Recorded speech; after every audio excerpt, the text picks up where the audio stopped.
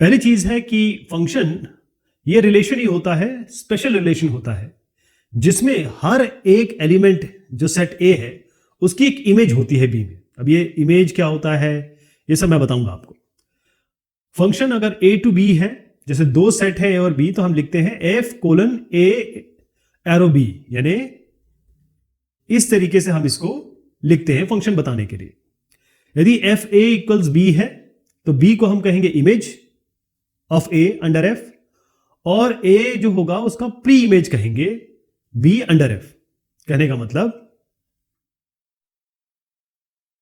जैसे यहां पर ए बी सी है, यहां 1 2 3 है, तो अगर ए 1 से रिलेट होता है फंक्शन में तो ए की इमेज है ये 1 और 1 की प्री इमेज है ए।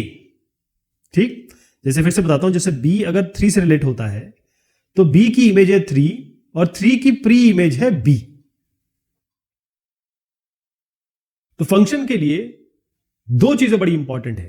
पहली चीज, अगर ऐसे आपके पास दो सेट है, एक्स और वाई वेरिएबल्स है हमारे, और हम कह रहे हैं कि ये सेट ए है ये सेट बी है, तो पहला तो ए का कुछ भी खाली नहीं बचना चाहिए। हर एक ए का करस्पॉन्डिंग बी में रिलेशन या कहें वैल्यू होनी चाहिए, पहली चीज। दूसरी चीज, यहां से दो एरो नहीं होने चाहिए, यानी दो एक ही एक्स वैल्यू की दो वैल्यूज नहीं होनी चाहिए। जो ग्राफ के तौर पे अगर देखा जाए तो एक ही एक्स वैल्यू की दो वाई वैल्यू y1 y2 ऐसे नहीं हो सकती। जैसे x है ना, तो x y1 और x y2, अगर आप देखें तो यहां पर x रिपीटेड है, ये नहीं होगा कभी। अगर यहां के हिसाब से देखें तो कैसे बनेगा, पहली चीज इसमें कौन कौन सा फंक्शन है अभी आपको समझ में आ जाएगा, फंक्शन क्या होते हैं क्या नहीं होते। पहली चीज देखिएगा, ये आपका a सेट है, ये b सेट है, इसमें c खाली बचा हुआ है। कभी भी जो x वाला जो सेट है, जहां से हम ऑर्डर्ड पेयर में x1 y1 ऐसे लेते हैं ना, तो ये जो x हमने यहां से लिया, y हमने यहां से लिया, कभी भी इस सेट में खाली नहीं बचना चाहिए कोई भी। इसमें खाली बच गया, ये सेट नहीं है। दूसरा मैंने बताया था एक ही x की दो y वैल्यू नहीं हो सकती। यहां पर देखें एक ही x, अगर मैं इसको x1 मानूं तो ये y1 हो गया और ये y2 हो गया, तो x1 y1 x2 y2, ये तो खेल बिगड़ गया। तो एक ही x की दो वैल्यू y वैल्यू नहीं हो सकती, या ये कहें कि एक ही वैल्यू की दो इमेजेस नहीं हो सकती, ये भी फंक्शन नहीं हुआ। अब तीसरे पे आइए, तीसरे में यहां देखिए ए बी सी तीनों के तीनों फील्ड है, यानी तीनों के तीनों की इमेज यहां देख रहे हैं आप। दूसरा ये है कि ए बी सी, बी और सी की एक इमेज है, इसमें कोई दिक्कत नहीं है। जैसे अगर हम b,2 लिखे और c,2 लिखे तो यहां कोई दिक्कत नहीं है। क्यों? क्योंकि 2 से हमारा कोई मतलब नहीं है, कोई बेयरिंग नहीं है। ये जो है ये रिपीट नहीं होना चाहिए, मतलब एक 2x की एक y वैल्यू हो सकती है। जैसे ये 2x हम मैं यहां बना दूं तो एक y वैल्यू हो सकती है, ये वाली है ना, एक y वैल्यू हो सकती है 2x की, ये भी हो जाए ये भी हो जाए, इसमें हमें कोई दिक्कत नहीं है। लेकिन अगर आप ये कहें कि एक x की दो y वैल्यू है, ये नहीं हो सकता। तो यहां पर देखें, एक तो ये है कि यहां पर सब तीनों की कोई ना कोई वैल्यू है, और दूसरी चीज कि कहीं भी आपको एक वैल्यू से दो वैल्यू, मतलब एक x से दो y नहीं मिल रहे। हाँ, जरूर ये है कि दो x से एक y मिल रहा है और y में भी खाली बच गया। y में खाली बचने से कोई दिक्कत नहीं है, y से खाली बचता रहे। हमें तो यहां देखना है यहां खाली ना बचे, और दो यहां से एक ही वैल्यू से दो लकीरें नहीं जा रही। यहां पर देखिए कौन सा फंक्शन है कौन सा नहीं फंक्शन है।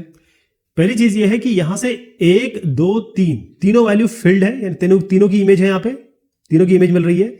और उसके बाद यहां पर एक ही जो वैल्यू है वो 3 से आ रही है, यहां में कोई दिक्कत नहीं। अगर मैं इसका ऑर्डर्ड पेयर बनाऊं तो A2 B2 और C2 जो y है वो कितने बार में रिपीट होता रहे, इससे हमें कोई फर्क नहीं पड़ रहा। यहां पहली चीज रिपीट नहीं होनी चाहिए, तो ये तो फंक्शन हो गया। अगले में आइए, ये तो बिल्कुल कतई फंक्शन नहीं है। जैसे मैंने बताया कि एक x वैल्यू की 3 y वैल्यू, यानी कि एक x की 3 इमेजेस, ये तो पॉसिबल ही नहीं है। उसके बाद यहां आइए, यहां पर देखें हर एक वैल्यू जो है वो बिजी है, मतलब किसने उसकी उन सब की इमेज है।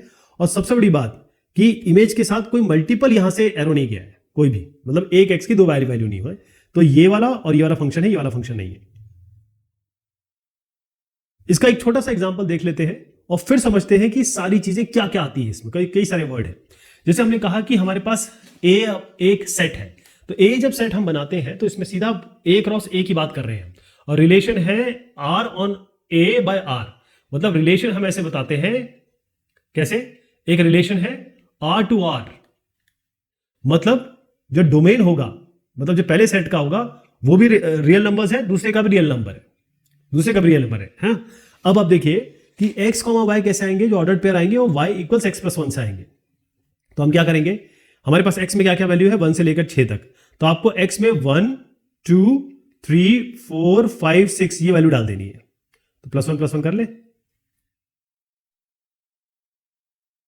क्या आएगी, अगर हम x1 कर रहे हैं, ये x1 है हमारा, तो y कितनी आनी चाहिए, कितना आ रहा है ये 2। अगर x की जगह हम 2 डालें तो क्या आएगा 2 + 1 3, तो y कितना आ रहा है 3। तो x1 है तो y 2, x2 है तो y 3।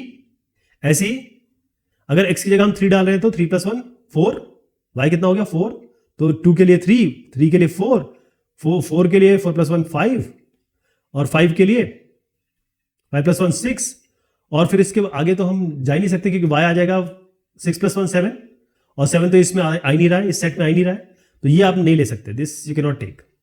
और ये भी फ्री बच गया, क्यों फ्री बच गया, क्योंकि इसका कोई कॉम्बिनेशन बन ही नहीं रहा है, शुरुआत ही यहां +1 से हो रही है।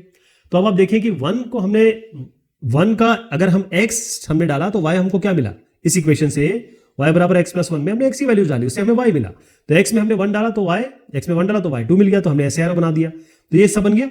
अब आप देखें कि इसमें 2 खाली बच गए, पहली चीज तो ये है, ठीक, और इसमें 1 खाली बच गया।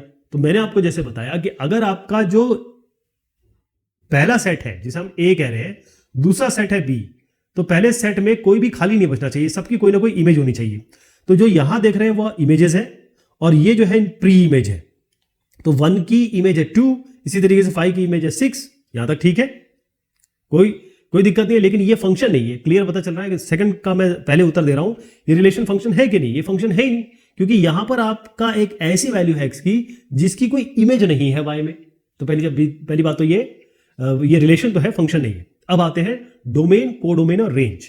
डोमेन क्या होता है, जो भी वैल्यू आप यहां देख रहे हैं, यहां जो भी वैल्यू देख रहे हैं जिससे आपको इमेजेस मिल रही हैं, सारी नहीं, सारा नहीं, केवल आप वो देखिएगा जो आपको जिससे इमेजेस मिल रही है। तो 1 से लेकर 5 तक मिल रहा है, तो 1 से लेकर 1 2 3 4 5, यानी ये जिससे हमको इमेजेस मिल रही है वो होगा डोमेन।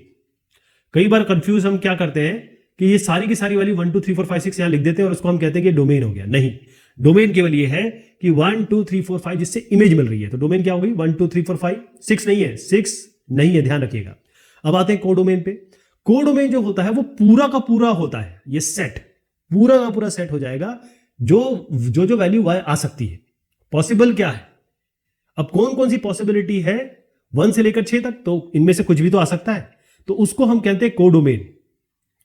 अब आप देखिए डोमेन में मैंने 6 छोड़ दिया, डोमेन मतलब केवल जिसकी इमेज हो, कोडोमेन में पूरा ले लिया, कोडोमेन y सेट है, मतलब जो पॉसिबिलिटी है उसको हम कोडोमेन कहते हैं। अब रेंज देखिए, रेंज में इस कोडोमेन में कौन कौन सी ऐसी वैल्यू है जिसकी प्री इमेज है, यानी यहां 2 की प्री इमेज 1 है, 3 की 2 है, इसी तरीके से 6 की 5 है, तो यहां से यहां तक है केवल जिसकी प्री इमेज है। मतलब कहने का मतलब है ये कहीं ना कहीं किसी ना किसी से कनेक्टेड है, जो अनकनेक्टेड है उसको छोड़ दीजिए। मतलब ये 1 से लेकर 6 तक ये पूरा डोमेन था, इससे माइनस कर दीजिए जो कनेक्टेड नहीं है, 1 कनेक्टेड नहीं है, हटा दीजिए, तो कितना बचा 2 से लेकर 6 तक, यही आपका रेंज हो जाएगा। तो रेंज क्या हुआ, कोडोमेन का वो वैल्यूज, कोडोमेन तो पूरा होगा, कोडोमेन की वो वैल्यू जिसकी प्री इमेज है, यानी जो कहीं ना कहीं लिंक्ड है, ये रेंज हो गया। तो डोमेन, कोडोमेन, रेंज, इमेज हो गई 1 से लेकर जैसे 2 तक किया तो 2, 1 की इमेज हो गई, 2 की प्री इमेज 1 हो गई, और ये क्योंकि इसमें 6 फ्री बच गया, तो ये क्या है, रिलेशन तो है, फंक्शन ही, क्योंकि ये हर एक की कोई ना कोई इमेज होनी चाहिए।